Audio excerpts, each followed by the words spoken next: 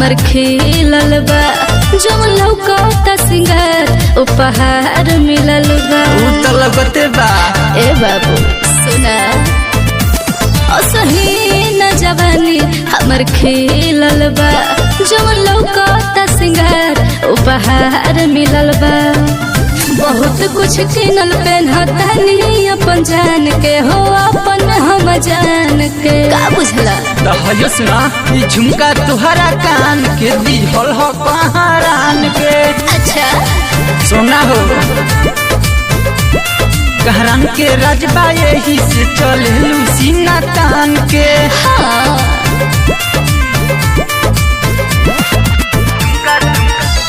ए बाबू तुहरा बा कैसे पता तो जाति के कहारा ने हवा का बोला बोला तहरा बारे में जानिए के एक बात हो पूछतारू जमन वे हई जात हो।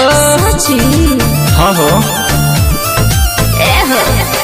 ए बाबू तुहरा बा कैसे पता तो जाति के कहारा ने हवा का तहरा बारे में जानिए के एक बात हो पूछतारू जमन वे हई जात हो।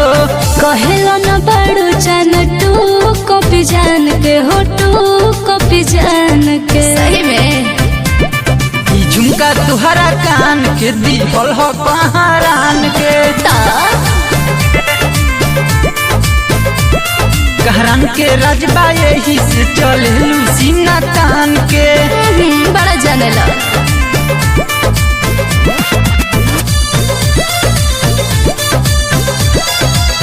करे बड़ाई हम के तना हो जान के राइटर विकास घूमे ले पगड़ी हीरो हवे जानते नहीं खुशी को आ मुकेश के मर्डर कैले बा कतना लोगिन के। आयो दादा ए हो करे बड़ाई हम के तना हो जान के राइटर विकास घूमे ले पगड़ी बांध के। जानते नहीं खुशी को आ मुकेश के मर्डर कैले बा कतना लोगिन के। लोगों सा सीख बड़े तोहारा हो जान के हो तोहारा हो जान के का बुझला ई झुमका तुहरा कान के दिहल हो कहारान के। कहरान के राजबा यही से चले सीना तान के। चल